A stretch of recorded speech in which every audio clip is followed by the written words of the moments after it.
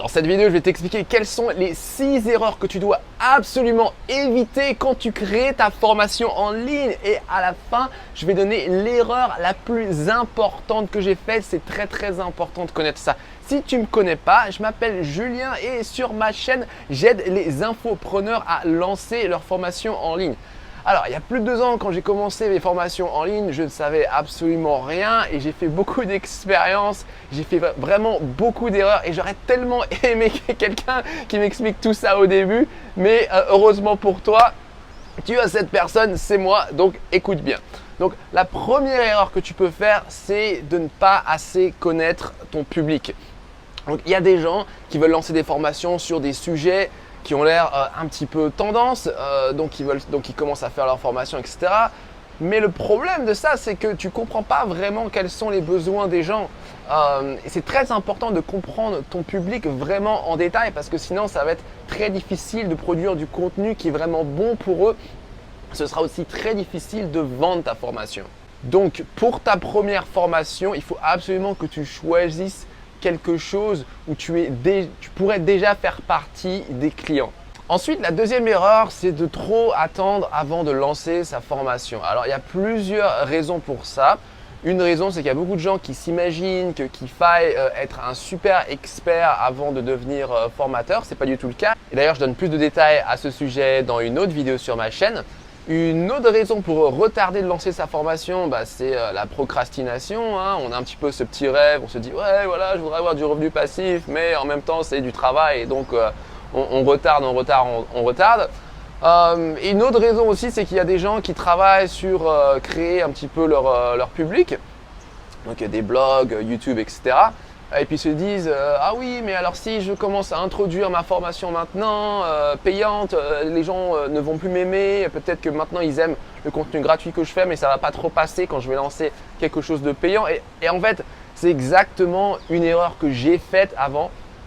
Quand j'ai lancé ma première formation dans le domaine de la programmation, j'ai dû attendre au moins, je sais pas, peut-être 1 an et demi avant d'avoir assez d'audience sur YouTube avant de lancer ma première formation. Et franchement, j'avais pas besoin d'attendre autant de temps que ça parce que même après quelques mois, il y avait déjà des gens, des étudiants sur ma chaîne YouTube qui commençaient à m'envoyer des messages qui me disaient « Hey Julien, alors c'est quand que tu sors ta formation, etc. » J'avais pas besoin d'attendre 1 an et demi.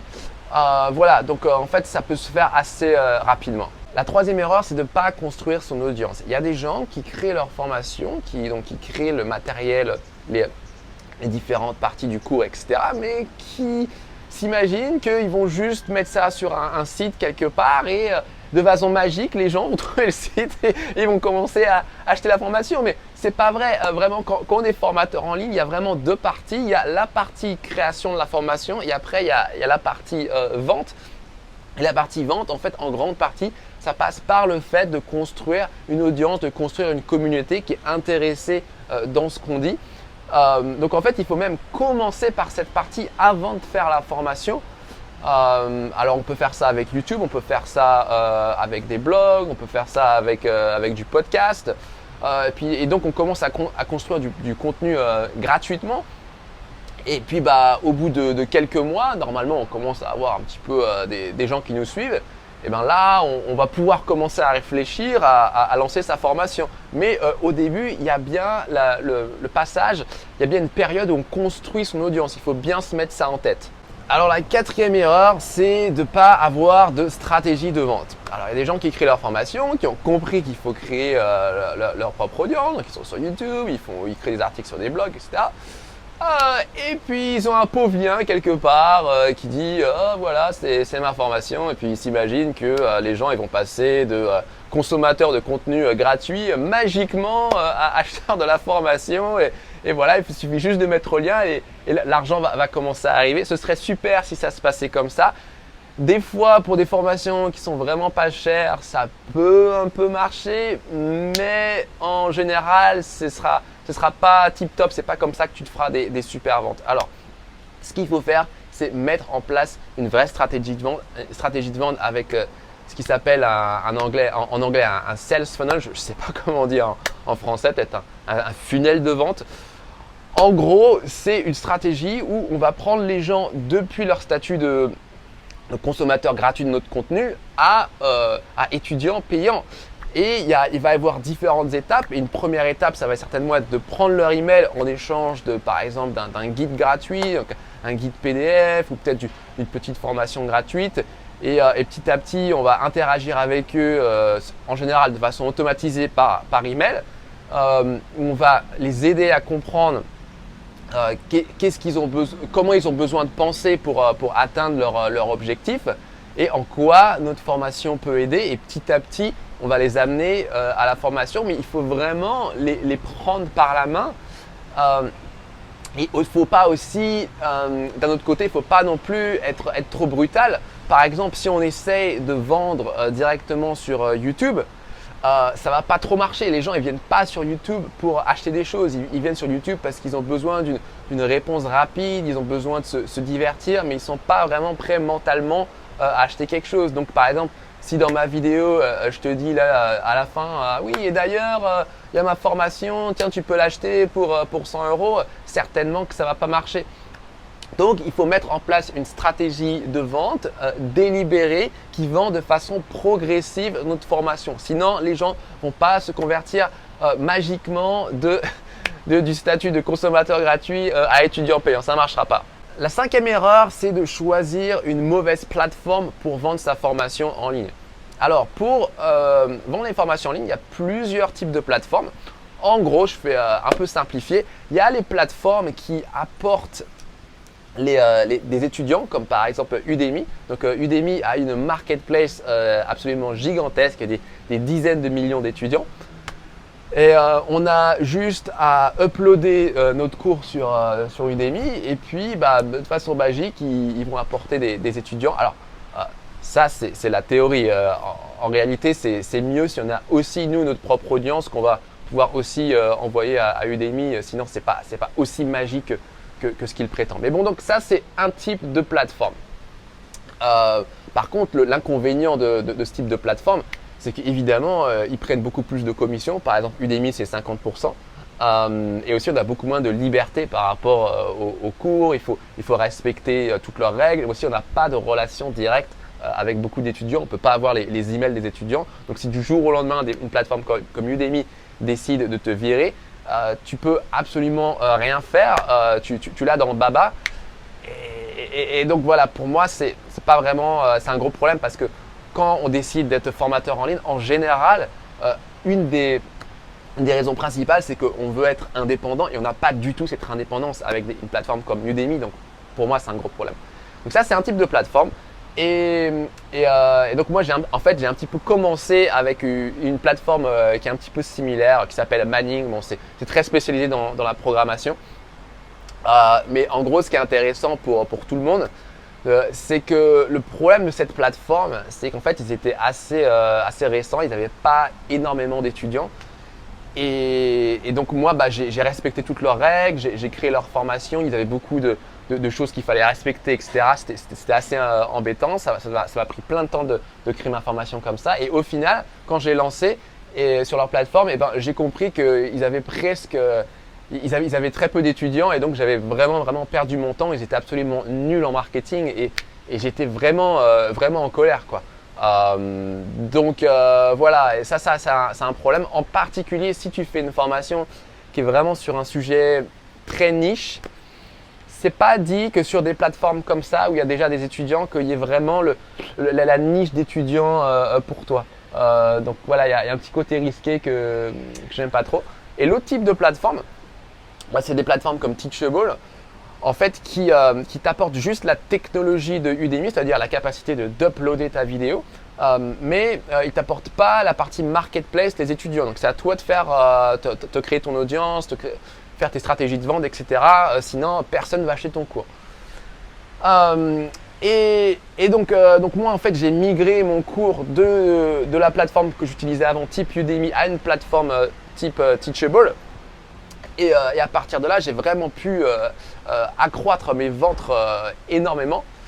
Et personnellement, ce deal où je devais moi-même me trouver mes étudiants, mais en même temps, j'avais toute la liberté que je voulais sur une plateforme comme Teachable et personne ne me disait quoi que ce soit. personnellement, ça me convenait beaucoup plus. Et en fait, sur ma chaîne, j'ai une autre vidéo où je parle avec un peu plus de détails, où je compare un peu les différentes plateformes. Donc, si tu es intéressé par ça, tu peux la regarder. Et finalement, la dernière grosse erreur que j'ai faite et que beaucoup de créateurs de formations en ligne font, attention, roulement de tambour, c'est le fait d'avoir un prix qui est trop bas pour sa formation en ligne. Ça, c'est vraiment typique, surtout des débutants. Ils se disent « Oh, j'ose pas mettre quelque chose, un prix trop haut, les gens ne vont pas acheter. Si je mets un truc super bas, genre à 10 €, et ben, ça va être facile à vendre. Il y a plein de gens qui vont acheter, etc. » Alors, c'est vrai que si on a un prix bas, en général, c'est plus facile de vendre qu'un prix haut. C'est vrai. Maintenant, il y a plein d'erreurs dans ce raisonnement et je vais tout expliquer. La première erreur, c'est qu'avec ce type de business model, ça suppose en fait de faire beaucoup plus de ventes. C'est juste mathématique. Si par exemple, admettons que tous les mois, on veut se faire, je ne sais pas, admettons 5 000 € de revenus grâce à sa formation.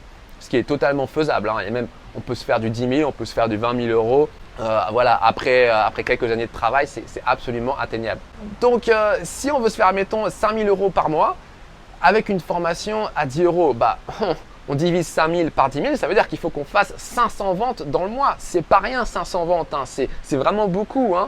Ça veut dire qu'il faut probablement qu'on ait une chaîne YouTube avec des milliers de subscribers, enfin d'abonnés, probablement au moins 10 000, même plus. Il faut qu'on ait des systèmes de tunnels de vente, de sales funnel qui soient extrêmement efficaces. Maintenant, si au lieu de vendre sa formation à 10 €, maintenant si on la vend 100 €, 5 000 divisé par 100, maintenant ça fait 50. Donc tout d'un coup, c'est beaucoup moins de ventes à faire. 50 ventes, c'est beaucoup plus facile à faire que 500 ventes. Même si le prix il est plus haut. Et ça aussi, c'est une autre erreur de beaucoup de gens, c'est de s'imaginer qu'en fait, quand le prix augmente, la difficulté de vendre, elle augmente de façon exponentielle. Mais ce n'est pas vrai. Donc oui, c'est un peu plus difficile de vendre quelque chose qui est à 100 $, pardon, 100 $ par rapport c'est parce que je vais à l'étranger, je réfléchis en dollars et pas en euros. Mais bon, voilà, 100 € au lieu de 10 €. Je reprends mes esprits. Donc oui, c'est un peu plus difficile de vendre à 100 € qu'à 10 €. Mais ce n'est pas énormément plus difficile. Voilà.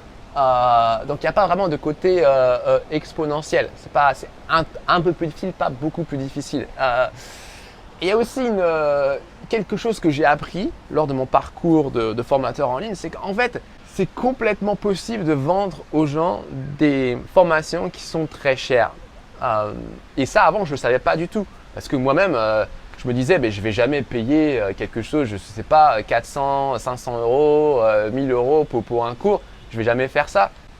En fait, il y a à peu près 6 mois, à la suite de la recommandation d'un pote pour un cours de marketing en ligne qui était très très intéressant, je me suis retrouvé à dépenser 2000 $ pour un cours. Et ça a vraiment changé ma vision des choses. Je me suis dit, même moi en fait, pourtant je suis pas spécialement, je suis pas fortuné. Voilà, j'ai fait cet achat énorme et en fait, quand j'ai acheté le cours, c'était une sensation bizarre. J'ai juste cliqué, je fais un clic et voilà, j'ai accès au cours et je sais que le chiffre sur mon compte en banque il décroît de 2000, mais après il n'y avait pas de sentiment bizarre. C'était pas aussi émotionnellement, c'était pas grand chose en fait. C'est juste un clic et voilà. Et donc pour les gens qui ont les moyens d'acheter des cours chers, c'est exactement le même raisonnement. Et a fortiori, si c'est un cours qui peut leur apporter beaucoup, ils vont être OK pour payer plus cher. Donc oui, les gens sont d'accord pour acheter des cours en ligne qui valent des centaines d'euros, voire des milliers d'euros. Et ça, c'est quelque chose que les débutants, les formateurs débutants, ils n'ont absolument aucune idée. Évidemment, au tout début, pour son premier cours, je ne conseille pas de faire une formation à 1000 € parce qu'évidemment, il faut mettre en place certaines techniques pour pouvoir vendre une formation comme ça. Donc, c'est un petit peu risqué. Mais si je devais donner un conseil pour sa première Alors on peut faire un premier produit qui est peut-être même pas une formation en ligne, peut-être un petit bouquin, un truc un peu simple, peut-être à 5-10 euros juste pour essayer, pour s'entraîner, mais il ne faut pas que ça prenne beaucoup de temps à faire ce premier produit. Mais après, pour sa première formation un peu plus sérieuse, personnellement, je ne la lancerai pas en dessous de au moins entre 50 à 100 euros. Hein. Donc, après vous avoir dit tout ça, la question que je me pose, c'est quelles sont les erreurs que vous pensez que vous avez déjà faites en tant que formateur en ligne? Dites-moi dans les commentaires en bas. On se voit bientôt pour une autre vidéo sur comment créer sa formation en ligne et bien en vivre. Bye bye!